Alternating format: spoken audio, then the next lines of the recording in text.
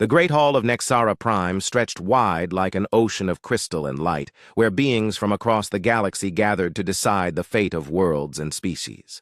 Ambassador Hyunwoo Kim walked through the entrance with steady steps, while his black diplomatic uniform stood out against the flowing robes and strange forms of alien delegates around him. Behind him followed three other humans who had served the Galactic Council for many years with dedication that few questioned until today. Bo-Ram Lee carried herself with the straight back of a soldier, though her weapons remained on the human ship as council rules demanded. Her sharp eyes moved across the hall, taking note of exits and positions like she had done in countless battlefields where human and alien forces fought side by side against pirates and raiders. Do-Hyun Park clutched a data tablet containing years of scientific research that had helped solve problems from plague outbreaks to stellar engineering failures across dozens of worlds. So-Jin Choi smiled at familiar faces among the alien delegates, though many now avoided her gaze with embarrassment or shame. The four humans took their seats in the section marked for humanity, while whispers filled the air around them.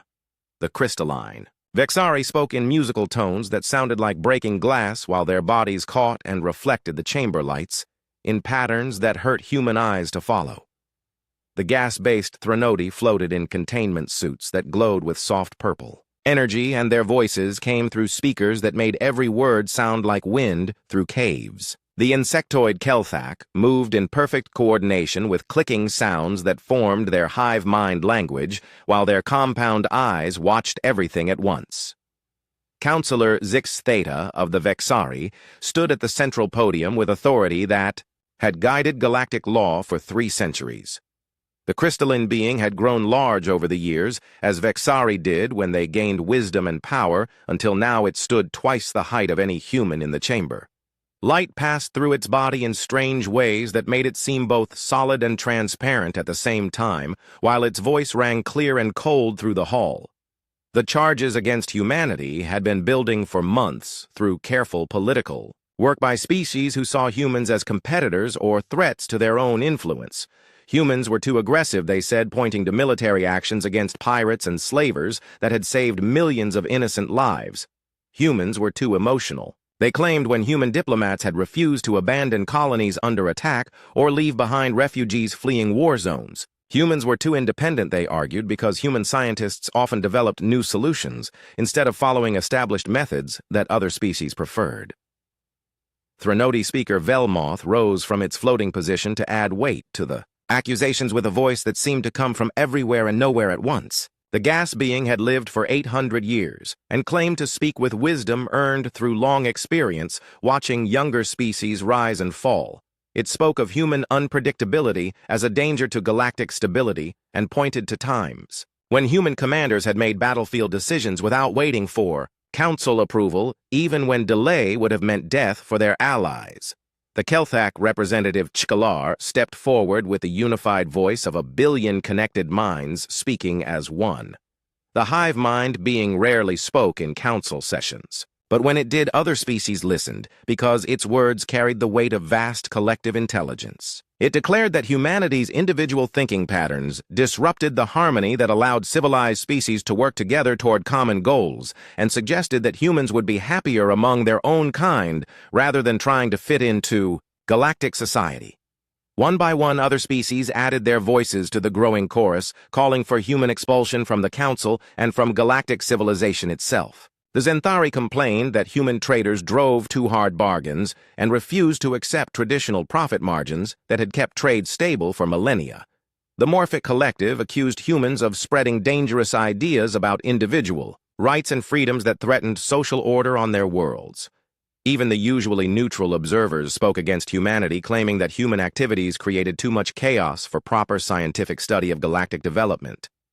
Through all the speeches and accusations, Hyunwoo sat with calm patience that his grandfather had taught him during childhood lessons about dignity and honor. His hands remained folded in his lap, while his face showed no anger or fear, despite the growing certainty that this trial had been decided before it began.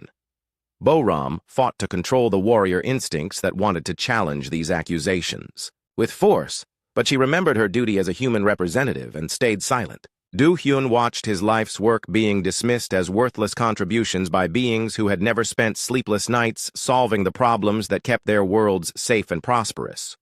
So-jin felt her heart break as friends and colleagues she had worked with for years now spoke against her species with words that cut deeper than any weapon. The vote came quickly once all species had spoken their piece against humanity.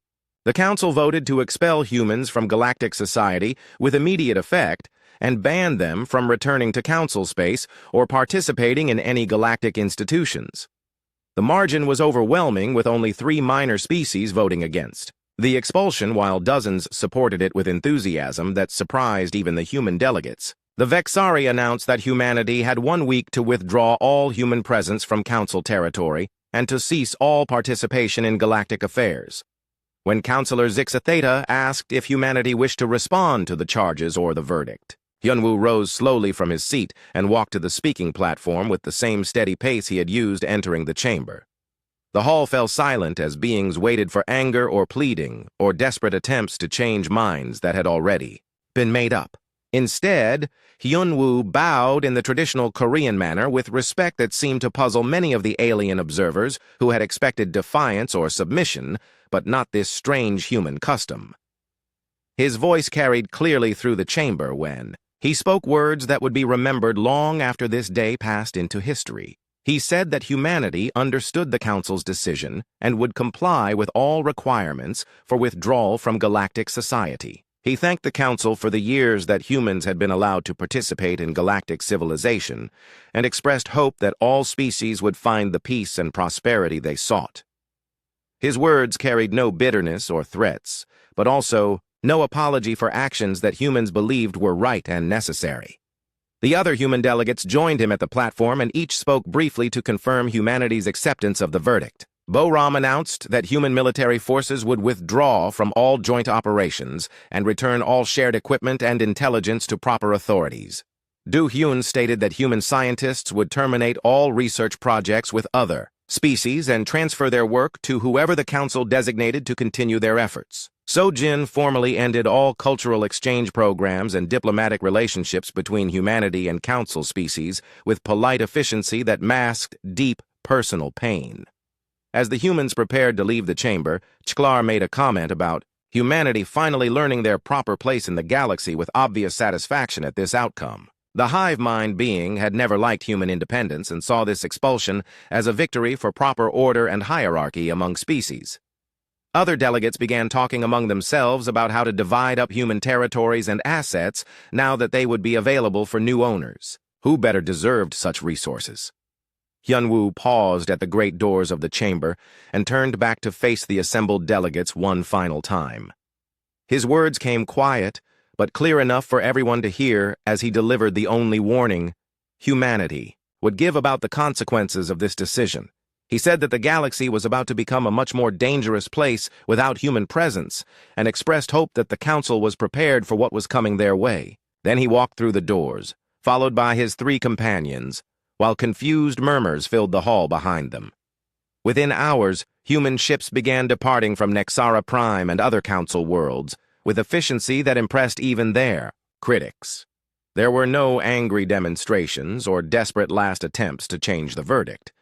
Human families packed their belongings with quiet dignity, while human businesses transferred their operations to purely human space without sharing trade secrets or technical knowledge with local partners. Human military units withdrew from frontier posts and patrol routes that had kept council space safe for decades, while human scientists downloaded their research and took their expertise with them into exile. The council watched this withdrawal with growing unease as they realized that humans were not begging to stay or offering compromises to remain in galactic society. Instead, humanity was leaving completely and taking everything they had contributed with them in ways that would soon prove far more costly than anyone imagined on this day of apparent victory for galactic order and stability. 3 months passed since the humans left, and the galaxy seemed quieter than it had been in decades, which the Council initially celebrated as proof that their decision had been correct. The daily reports of human military actions against pirates and raiders stopped coming to Council headquarters, while the constant stream of human scientific discoveries and technological improvements no longer filled the research databases that other species had grown accustomed to consulting for solutions to their problems. Admiral Tai-Min Yoon stood on the bridge of his flagship as human fleets withdrew from the Outer Rim, where they had maintained patrol, routes that kept shipping lanes safe from criminal activity. His weathered face showed no emotion as he watched the last human destroyer leave the Kepler station, where humans and aliens had worked together for 50 years to protect merchant vessels and passenger ships from pirate attacks. The station commander had asked him to stay longer to help train replacement crews, but Yoon followed his orders to withdraw all human presence from Council space without exception. The massive human evacuation continued across hundreds of worlds, where human colonies had existed for generations alongside alien settlements. Governor Namwoo Park supervised the withdrawal from New Busan, where 3 million humans had lived and worked in harmony with Zenthari neighbors for over a century. The Zenthari leadership watched in growing concern as human factories shut down, and human-operated farms ceased production of crops that had fed both species for decades. The humans took their agricultural techniques and manufacturing processes with them, leaving behind empty facilities that the Zenthari discovered they could not operate without human knowledge and expertise. Captain Su-Young Jang commanded the destroyer Cheoli as it pulled back from the dangerous border regions, where pirate fleets had been growing bolder in recent months. Her ship had been part of a joint task force that had successfully hunted down 3 major criminal organizations in the past year alone, but now she received orders to abandon those operations and return to human space immediately. The intelligence networks that her crew had spent years building among criminal contacts would die without constant maintenance, and the detailed maps of pirate bases and supply routes would go with her when she departed. Dr. Yoon Soo Han packed her research equipment from the xenobiology station, where she had made breakthrough discoveries about alien diseases that threatened multiple species across the galaxy. Her work on viral mutations had saved millions of lives during the Arcturian plague outbreak 2 years earlier. But now she transferred her samples and data to human storage systems while destroying the backup copies that other species might have used to continue her research. The Threnody scientists who had worked with her expressed confusion about why she was taking research that could benefit everyone, but Han followed her orders to remove all human intellectual property from Council territory. Corporate executives across human space worked around the clock to extract their operations from the galactic economy in ways that minimized damage to human interests, while following the Council mandate to cease all business relationships with alien species. Ji-Hoon Kong directed the shutdown of Terra Dynamics Corporation, which had grown to become the largest manufacturer of spaceship components and life support systems in 3 sectors of the galaxy. The company had developed revolutionary new technologies that made space travel safer and more efficient, but those innovations belonged to humanity and would not be shared with species that had voted to expel them from galactic society. The withdrawal affected every aspect of galactic life in ways that began small but grew larger each day as systems that had relied on human participation started showing signs of strain. The Outer Rim Protection Fleet discovered that 40% of their personnel were human when those crews began departing their ships and returning to human space. Fleet Commander Nashkov of the Vexari found himself trying to maintain patrol schedules with insufficient crews, while criminal organizations seemed to sense the weakness and began probing formerly secure areas with increasing boldness. Agricultural worlds that had fed billions of beings across multiple species faced growing problems as human farming techniques were no longer available to maintain crop yields that had steadily increased over decades of human involvement. The world of Centauri Major had been transformed from a barely habitable planet to a major food producer through human terraforming methods, but the local Kelthak administrators discovered they did not understand the complex systems that kept their world productive. Crop failures began appearing in sectors where human agricultural specialists had previously prevented such disasters through careful monitoring and intervention. Energy distribution networks across Threnody space began experiencing efficiency problems as human engineers who had optimized those systems for maximum output took their knowledge with them during the evacuation. Chief Engineer Ha-Yun Kim had spent 15 years upgrading Threnody power grids to handle increasing demand from growing populations, but her improvements required constant maintenance using techniques that she had never fully shared with her alien colleagues. Power outages became more frequent, while energy costs began rising as systems operated below optimal levels. Deep space mining operations that had reached record production levels under human geological guidance started showing declining yields, as human survey teams departed with their advanced mapping techniques and resource location methods. The Vexari had proudly announced record mineral extraction numbers for 3 consecutive years, but those achievements had depended heavily on human expertise in finding and accessing difficult ore deposits that other species could not locate efficiently. Mining crews tried to maintain production using traditional methods, but found themselves struggling to match previous success rates. Scientific research stations throughout the galaxy began reporting delays and problems as human researchers who had led major projects took their work with them during the evacuation. Dr. Myung-hee Lim had been the only xenobiologist who successfully established communication protocols with several non-council species that lived in the dangerous regions. Beyond civilized space, her departure meant that important diplomatic contacts were lost along with early warning systems that had helped prevent conflicts with hostile alien groups that occasionally raided council territory. The Kelthak hive mind began experiencing minor communication disruptions as the cybernetic interfaces that connected them to galactic networks required maintenance that human specialists had provided for decades. Dr. Jung Yoon Shin had developed integration protocols that allowed the collective consciousness of the Kelthak to interface smoothly with computer systems designed by individual-minded species, but those protocols needed constant updates that only she fully understood. Small glitches began appearing in hive mind communications that caused confusion and inefficiency in Kelthak operations across their territory.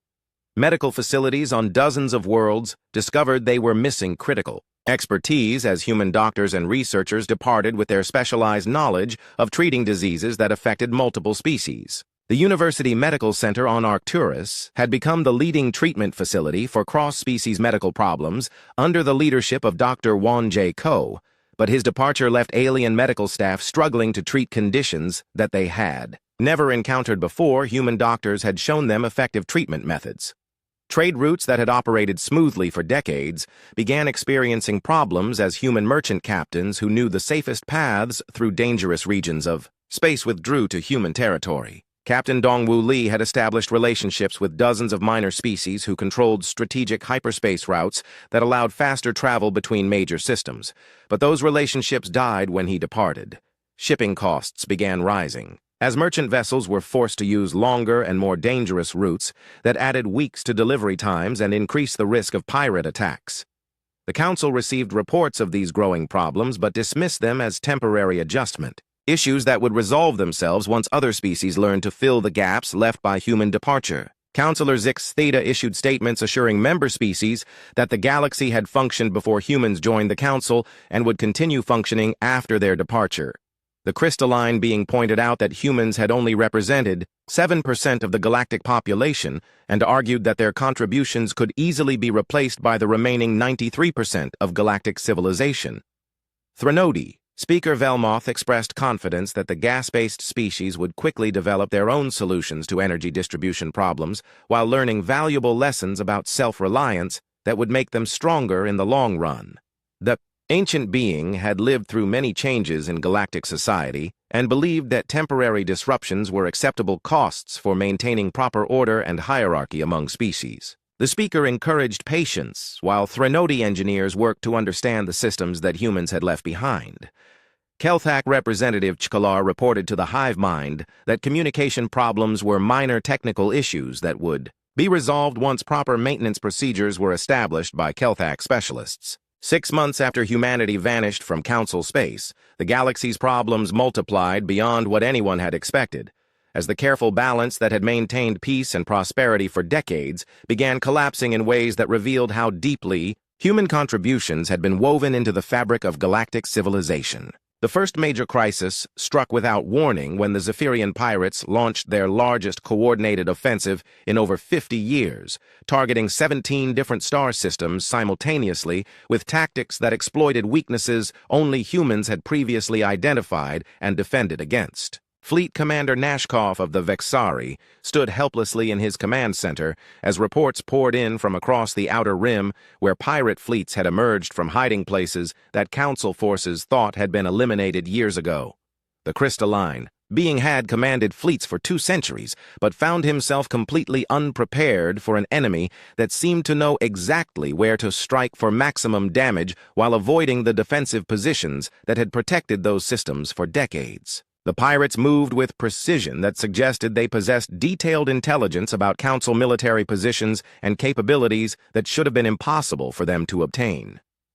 Colonel Minho An watched the disaster unfold from the bridge of a human stealth ship positioned just outside Council territory, where his orders required him to remain despite his desperate desire to help the aliens who had once been his allies. The Korean officer had spent 15 years building intelligence networks among criminal organizations through patient work that required understanding of dozens of different cultures and criminal codes that other species had never mastered. His spy networks had provided early warning of pirate movements and detailed information about their bases and supply lines, but those networks had died when he withdrew from Council space, taking irreplaceable knowledge with him.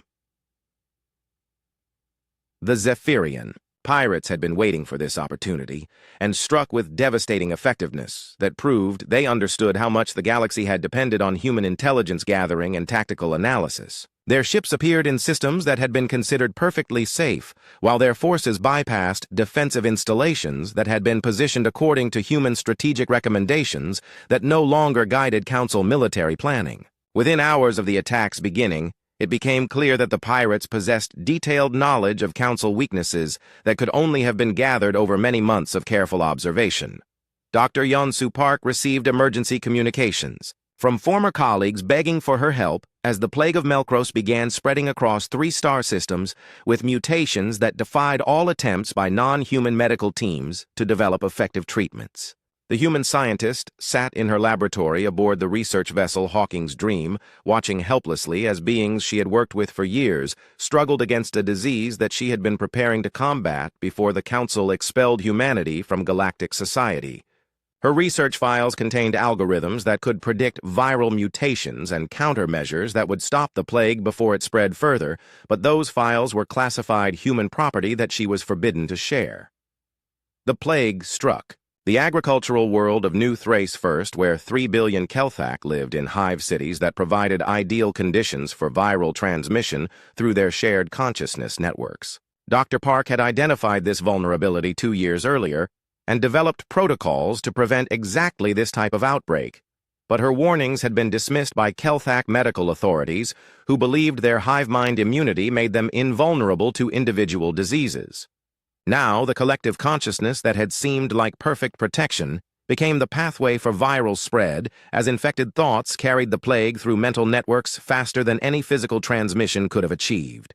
Economic chaos erupted throughout Council space as trade routes that had operated safely for decades became hunting grounds for increasingly bold criminal organizations that seemed to know exactly when and where merchant convoys would be most vulnerable to attack. Shipping costs increased by 300% almost overnight, as transport companies tried to compensate for massive losses while avoiding routes that had become too dangerous to travel. Several isolated colonies faced starvation as supply. Ships refused to risk the journey through pirate-infested space that had been perfectly safe when human patrol fleets maintained regular sweeps through those regions. Merchant Captain Dong-Woo Lee had established crucial diplomatic relationships with dozens of minor species who controlled strategic hyperspace routes that allowed faster and safer travel between major systems, but those relationships required constant maintenance through personal contact and cultural understanding that other species had never developed. Without these diplomatic connections, the minor species began charging excessive fees for passage through their territory, while some closed their borders entirely to non-human traffic, leaving major trade routes effectively severed. The Threnody faced their most serious energy crisis in centuries when their primary fusion reactors began experiencing cascade failures that threatened to leave entire worlds without power for months or possibly years. Chief Engineer Ha-eun Kim had spent a decade upgrading Threnody power systems with innovative modifications that improved efficiency and safety margins far beyond what traditional designs could achieve. But her improvements had never been fully documented in ways that other species could understand and replicate. The first reactor explosion occurred on the secondary colony world of Velthar, where 15 million Threnodi lived in floating cities that required constant energy input to maintain their position in the planet's dense atmosphere.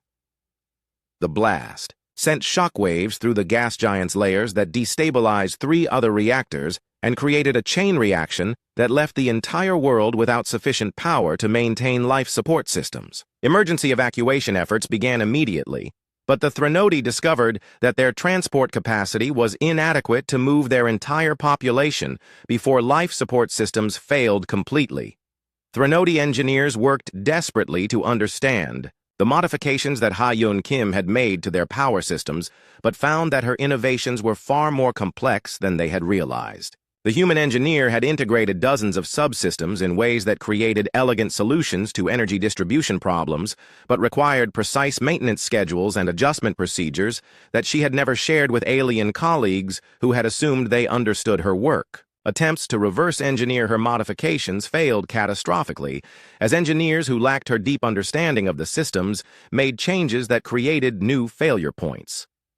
Mining operations across Vexari space reported production declines that threatened the economic foundation of their crystalline civilization as ore yields dropped to levels not seen since before human geological surveys had revolutionized their extraction techniques. Dr. Sung Jin Ko had identified mineral deposits that traditional Vexari methods would never have found while developing extraction procedures that maximized yield while minimizing environmental damage to the crystal formations that the Vexari considered sacred sites. The most productive mining station at Vexthara experienced a complete collapse when Vexari engineers attempted to expand operations using their own techniques instead of the careful methods that Dr. Ko had developed specifically for that location.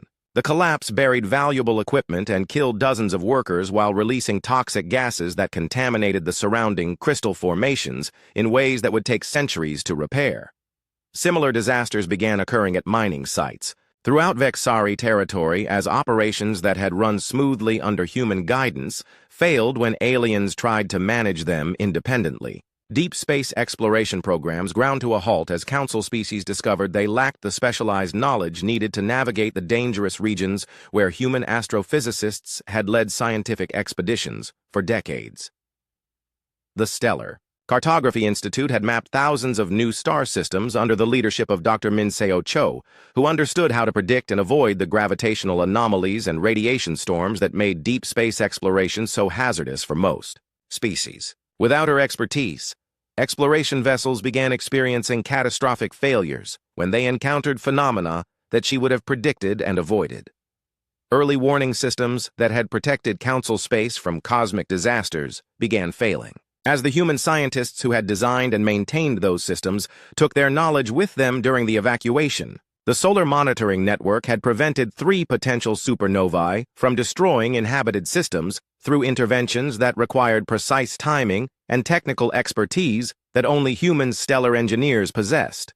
Now those same systems showed signs of instability that alien scientists recognized but could not address without the specialized knowledge that humans had developed through decades of dangerous experimental work. Counselor Zixatheta received increasingly desperate reports from across Vexari territory as problems multiplied faster than solutions could be found, while the crystalline being struggled to maintain public confidence in Council leadership that was clearly failing to handle the crisis. 1 year after the expulsion disaster struck the galaxy on multiple fronts simultaneously, as ancient threats that humanity had been secretly monitoring and deterring emerged from the darkness beyond the galactic rim with devastating force that caught the Council completely unprepared for an enemy unlike anything they had ever faced. The Void Hunters had been watching and waiting for decades, while human deep space reconnaissance fleets maintained a delicate balance that kept these nomadic predators from viewing the galaxy as vulnerable prey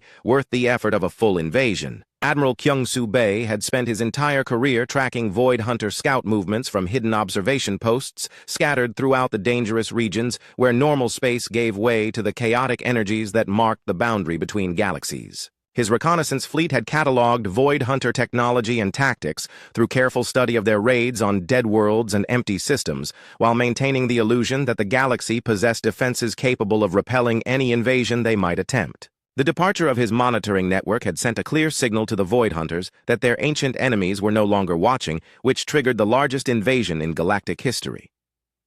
The Void Hunter fleet emerged from the cosmic darkness, like a plague of metal and flesh that defied every scientific principle that Council species thought they understood about space travel and combat technology. Their ships were biomechanical nightmares that adapted to damage by growing new armor and weapons, while their hulls pulsed with organic life that seemed to feed on the energy of conventional weapons. Council forces discovered that their traditional tactics were useless against enemies whose vessels could reshape themselves during battle and whose weapons phased through defensive shields as if they did not exist. General In-Hai Ro watched the invasion unfold from human territory, where her Strategic Analysis Division had prepared detailed response plans for exactly this scenario based on decades of intelligence gathering and theoretical modeling that had been dismissed by Council military leaders as unnecessary paranoia. Her files contained comprehensive studies of Void Hunter weaknesses and tactical recommendations for countering their adaptive technology, but those files remained locked in human databases while Council forces suffered devastating defeats in every engagement. The first major battle occurred in the Centaurus sector, where a Council fleet of 300 ships encountered a Void Hunter strike force 1/10 their size and was completely destroyed within hours by weapons that seemed to learn from each, attack and develop new countermeasures faster than Council forces could adapt their tactics. The survivors who managed to escape brought reports of ship creatures that devoured the wreckage of destroyed vessels to fuel their own growth and reproduction in ways that violated every known law of physics and biology.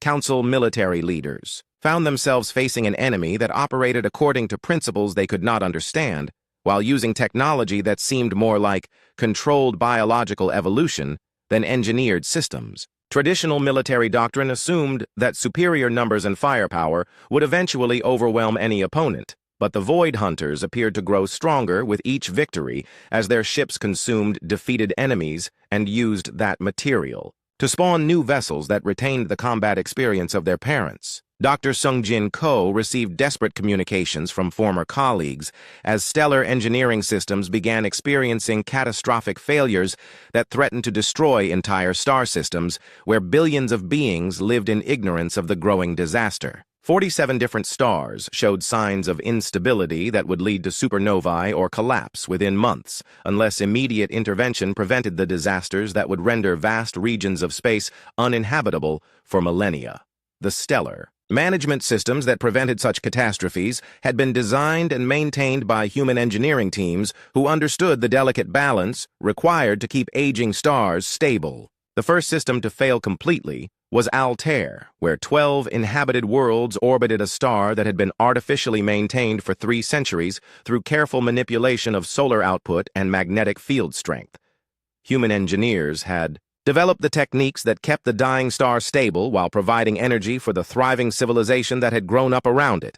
But those techniques required constant monitoring and adjustment using knowledge that no other species had ever fully mastered despite decades of collaboration. When Vexari engineers attempted an emergency intervention using their own understanding of stellar mechanics, the operation failed spectacularly and accelerated the star's collapse while creating gravitational shock waves that disrupted the orbits of all 12 planets. The evacuation of 40 billion beings became a desperate race against time as transport ships struggled to move entire populations before their worlds were consumed by the expanding disaster. The failure sent shockwaves through Council leadership, as they realized that dozens of other systems faced similar fates without human expertise to prevent them. Threnody, Speaker Velmoth, faced open rebellion among the younger generation of gas beings who had worked closely with humans and understood their true value to galactic civilization. Subspeaker Zephmora led a growing faction that demanded immediate contact with humanity to request their return before more systems collapsed and more lives were lost to problems that humans could solve easily. The ancient speaker resisted these demands with increasing desperation while watching the authority of traditional leadership crumble under the weight of crisis that exceeded their ability to manage. The Kelthak experienced their most serious crisis as the hive mind began fragmenting due to communication breakdowns that isolated different parts of their collective consciousness from each other. The integration protocols that allowed billions of individual Kelthak to function as a unified entity had been developed jointly with human cybernetics experts who understood how to bridge the gap between organic minds and artificial systems. Without ongoing maintenance and updates, the network that connected the hive mind grew increasingly unstable until entire sectors of Kelthak space lost contact with the central consciousness. Dr. Jungun Shin had designed backup systems and redundancy, protocols that would have prevented this type of catastrophic failure, but her safety measures required human oversight to function properly. The Kelthak discovered that their collective intelligence was far more fragile than they had realized as isolated groups began developing independent thoughts and behaviors that conflicted with hive mind directives. Some regions declared autonomy from central control, while others demanded immediate restoration of human technical support regardless of political consequences. Economic collapse accelerated as trade networks that had connected the galaxy for centuries broke down under the combined pressure of pirate attacks, military disasters, and infrastructure failures that made commerce impossible between many systems. The Galactic Trade Commission reported that economic activity had declined by 70%, while unemployment reached levels not seen since the last major galactic war. Billions of beings faced poverty and starvation as supply chains collapsed, and local economies failed to replace the complex networks that had sustained galactic civilization.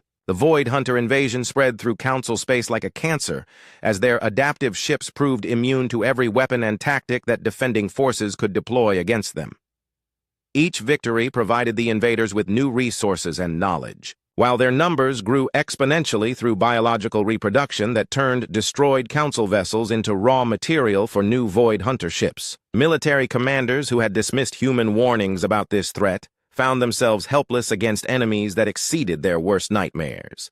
Council forces retreated system after system as Void Hunter fleets consumed everything in their path while leaving behind dead worlds stripped of all useful materials and energy sources. The invaders showed no interest in conquest or negotiation, but seemed driven by an insatiable hunger for resources that they converted into more ships and more weapons that made each subsequent battle more hopeless for defending forces. Entire sectors of space that had been peaceful for centuries became graveyards where the wreckage of Council fleets drifted among planets that had been completely drained of life.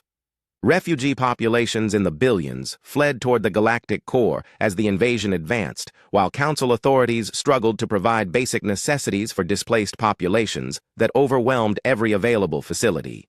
The humanitarian crisis grew worse each day as more systems fell to the Void Hunters, while fewer resources remained available to support the survivors who managed to escape. Medical supplies ran low while food shortages threatened mass starvation among refugee populations that continued growing faster than aid could be provided. Counselor Zixa Theta finally faced the reality that had been obvious to junior officials. For months, as reports confirmed that the galaxy faced total collapse within a matter of months, unless dramatic action was taken immediately. The crystalline being had built a career on logical analysis and careful planning, but found that logic provided no solutions to problems that exceeded the Council's ability to understand or control. 18 months after humanity's departure, the galaxy teetered on the edge of complete collapse as the Void Hunter invasion consumed 8 star systems, while stellar engineering failures claimed 4 more and economic chaos left dozens of worlds on the verge of revolution that would finish what external enemies had started.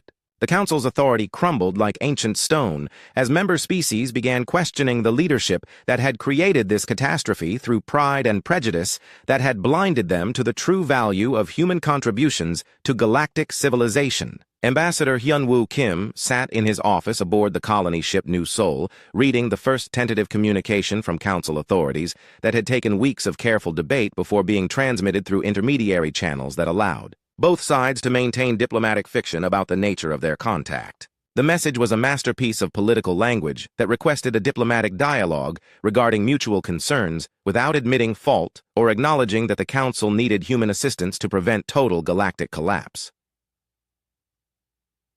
The Korean diplomat studied the communication with the same careful attention he had given to every Council document during his years of service, while noting the desperation hidden beneath formal language that tried to disguise a plea for help as a request for mutual cooperation. 3 more similar messages had arrived in the past week, each one slightly more urgent than the last, while maintaining the pretense that the Council approached humanity as equals seeking partnership rather than as supplicants begging for salvation from disasters they had created through their own ignorance and arrogance. President Changmin Park convened the Human Colonial Authority's Emergency Council to discuss the galaxy's situation and determine how humanity should respond to increasingly desperate appeals from species that had voted to expel them from galactic society. The human colonies beyond the galactic rim had grown prosperous during their exile, while developing advanced technologies without alien interference and building alliances with non-council species who welcomed human friendship and expertise without demanding submission to galactic hierarchy. Admiral Tae Min-yoon presented military intelligence reports that painted a dire picture of galactic civilization's collapse, while confirming that human withdrawal had triggered exactly the disasters that General In-hai Ro's strategic analysis had predicted years before the expulsion vote. The Void Hunter invasion had proceeded according to scenarios that human planners had developed as worst-case possibilities, while stellar system failures followed patterns that human engineers had warned about in reports that council authorities had dismissed as alarmist propaganda designed to increase human influence. Dr. So-Jin Choi had been promoted to chief xenodiplomat for the Human Colonial Authority during the exile period, while maintaining informal contacts with aliens who had opposed the expulsion vote or worked closely with human colleagues before the political crisis. Her intelligence network provided detailed information about internal council debates where species blamed each other for the disasters while refusing to admit that their fundamental assumptions about human value had been completely wrong from the beginning. The human response came after careful deliberation that weighed moral obligations against practical considerations while acknowledging that any assistance to the council would come with conditions that many aliens would find humiliating. Hyun Woo crafted a reply that acknowledged the Council's request, while outlining terms that would restore human participation in galactic affairs as equals rather than junior partners subject to alien oversight and control. The conditions included formal apologies from each Council species, full voting rights for humanity, guaranteed autonomy for human space, and most importantly, recognition of human contributions to galactic civilization. The Council's initial reaction was predictable outrage, as species that had considered themselves superior to humanity struggled with demands that challenged their fundamental beliefs about galactic hierarchy and their own importance. Councilor Zixatheta rejected the terms as humiliating, while insisting that the Vexari would find their own solutions to current problems rather than submit to human demands that threatened the established order that had guided galactic civilization for millennia.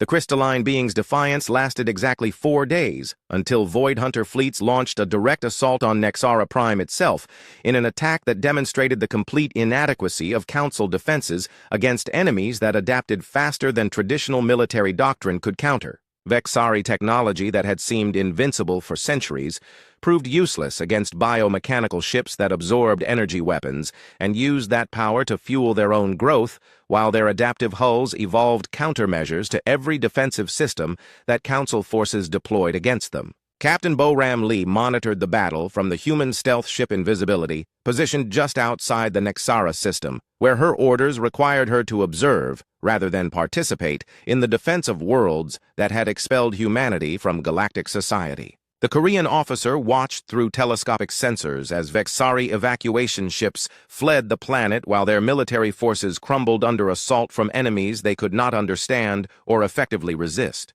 Her tactical analysis confirmed that Nexara Prime would fall within hours unless immediate intervention saved the Council's capital world from complete destruction. The crystalline evacuation vessels suffered critical damage when Void Hunter interceptors attacked the refugee fleet with weapons that seemed designed specifically to shatter Vexari energy matrices in ways that caused maximum pain and terror. Councilor Zixatheta's personal transport lost life support and artificial gravity, while its hull began fracturing under energy bombardment that turned the ship's crystalline structure against itself. The proud being who had voted to expel humanity now faced death in the cold vacuum of space while watching everything that defined Vexari civilization burning around the homeworld. Bo-Ram made the decision that would define humanity's character when she ordered her ship to break stealth and rescue the aliens who had rejected human friendship less than 2 years earlier. The invisibility emerged from concealment like an angel of mercy, while human boarding parties evacuated Vexari refugees from dying ships without asking questions or demanding explanations for past injustices. Dr. Yun-Soo Han led medical teams that treated crystalline wounded using techniques that only human doctors had developed, while engineer Won-Sik-Oh helped repair critical life support systems on ships that would have been tombs without human intervention. The image of human vessels emerging from hiding to save their former accusers spread across galactic communication networks faster than any military intelligence had ever traveled, while beings throughout Council space watched in amazement as humanity demonstrated the compassion and selflessness that other species had dismissed as primitive emotional weakness. Refugee camps filled with aliens who owed their lives to humans who had every reason to let them die, but chose mercy over revenge in ways that challenged every assumption about human nature.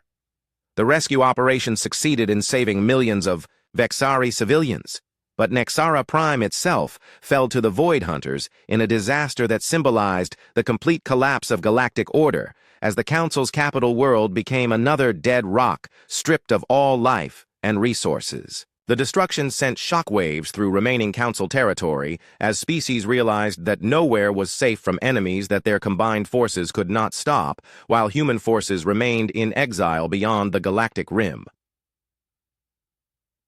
Emergency Council. Sessions convened on backup worlds while representatives struggled with the undeniable reality that their civilization faced extinction unless they swallowed their pride and accepted human assistance on whatever terms humanity demanded. Threnody Speaker Velmoth finally acknowledged what younger voices had been saying for months when the ancient being admitted that the Council had made a terrible mistake in expelling the one species that possessed the knowledge and capabilities needed to save them from disasters that exceeded alien understanding. Keltak Representative Chkelar reported that the hive mind faced complete fragmentation within weeks as communication breakdowns isolated different regions from central control, while individual Keltak began developing independent consciousness that threatened the collective identity that defined their species. The collective intelligence that had seemed so powerful and sophisticated was revealing itself to be dependent on human technical expertise that they had never fully understood or appreciated until it was gone. Hyunwoo addressed the emergency council session via holographic transmission from New Seoul while maintaining the diplomatic courtesy that had characterized his service during better times. He did not gloat over alien suffering or demand retribution for past injustices, but simply stated that humanity stood ready to work with those who respected human worth and acknowledged their contributions to galactic civilization. The galaxy was large enough for all species, he said, but only if they faced its challenges together as equals rather than maintaining artificial hierarchies based on prejudice and ignorance.